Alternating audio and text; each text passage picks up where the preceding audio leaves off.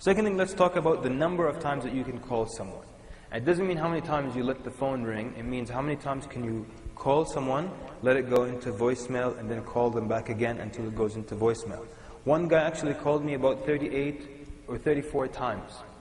For the beginning, I was in the shower, and then when I came out, I saw that he called me like 14 times in a row. Then it became a challenge between me and him. I'm like, I'm not going to pick up, and I'm going to see how long you're going to keep doing this. And he's like, I'm going to keep doing this until you pick up. So he called me about 38 different times, you know. One guy was boasting to me that he called someone 54 times in a row.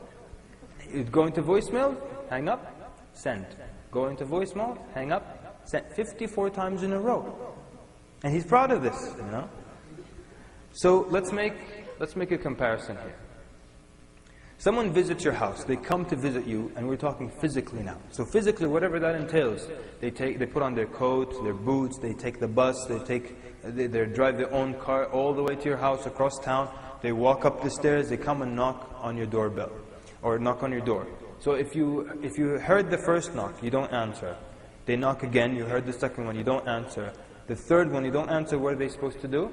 They're supposed to go back, right? Or, what if you open the door and say to them, Assalamu alaikum, kayf halak, and everything, but I'm so sorry, but this is actually not a good time. What should he do, or she? Leave. Should they get angry? They don't have the right to get angry. See, Allah Azza wa Jal teaches us here who has more rights. And the person who is in their home, they have more rights. So, Allah Azza wa Jal says in the Qur'an, وَإِن قِيلَ لَكُمْ ارْجِعُوا فَارْجِعُوا هُوَ أَزْكَى لَكُمْ. Allah Azza wa Jal says, and if it's said to you to return, if it's told to you, go back or return, it is better for you.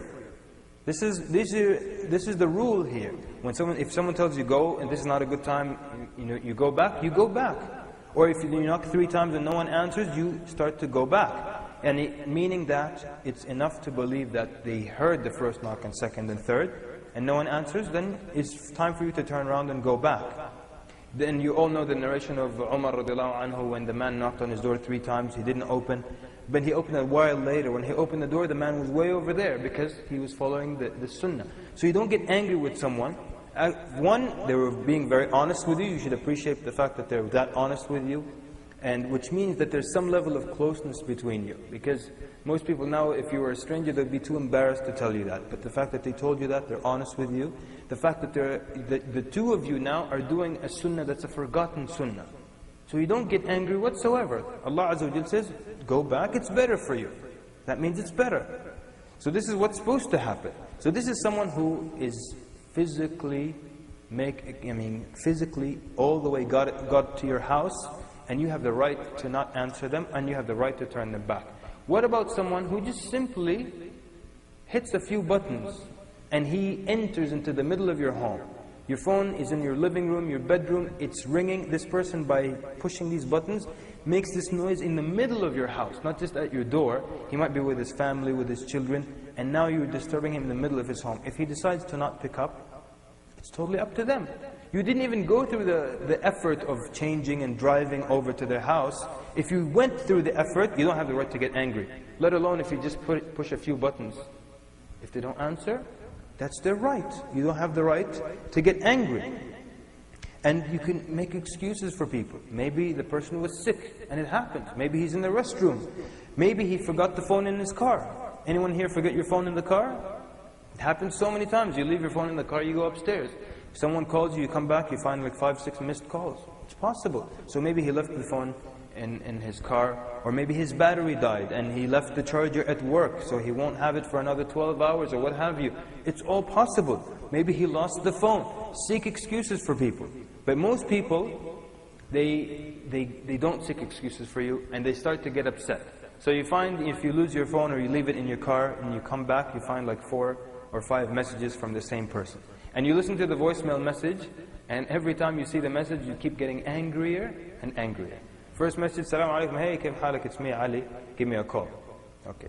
Second message, hey, it's me, Ali, give me a call, I called you, man, give me a call back. Third message, Yakh, I've been calling you for the last 3 minutes, you still haven't answered my call. Type, wait a little bit, leave one voicemail and state your message, khalas, and that's it.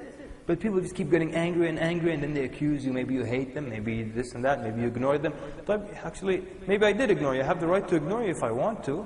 I'm not forced or compelled religiously to answer your phone call.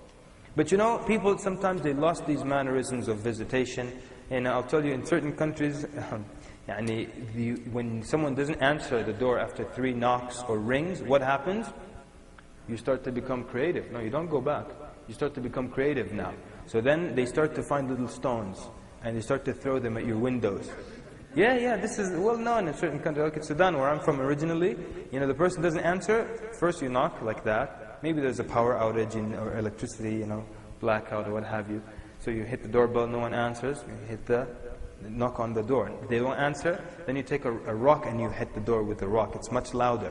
And then they don't answer, then you can be creative. You can be hitting the doorbell, knocking on the door, calling them on their phone and throwing stones at the same time. Because I need to get you out of there, you know? One of my friends, he said he was sleeping in his home, and it's a hot country, the window is open. He's sleeping, taking a nap, fast asleep. He's sleeping like this. He says a rock smashes on his forehead. Imagine. Imagine you're napping and suddenly, whap, a rock hits your forehead. He said, I got so mad, I didn't even want to know who the person was. He said, I just put my head out the window without opening my eyes. I said, whoever it is, you better leave or I'm going to come down and kill you. He says, 2 weeks later, this guy comes up to me. He's like, what's with you? The other day you were threatening us, ya akhi. Ya akhi, look at this guy. Allah concealed his identity and he exposes himself. But, you know, people lost the rules of visitation and they become more aggressive in trying to get you to answer and more creative. You know. And it also could be that someone might not like you. You know. Inshallah, this doesn't apply to any of you. But there was one guy in our area, and he had a very, very dangerous tongue. This guy, he would always either speak about this man's wife or this man's mother, just always trying to expose people's faults. And he would call you and insult you first, and then tell you about other people. So, who wants to talk to someone like this? Do you want to talk to anyone like that? So I used to ignore him. A whole year I'm ignoring the guy, he doesn't get a clue. It's like, why don't you, what am I going to tell him, yani? That's the best way I can tell him, is I don't want to talk to you, but I don't want to tell it to his face, you know. So, but they keep pushing it. He would never answer my calls, never in a whole year. What does that tell you, Habibi? A whole year, you didn't get the clue?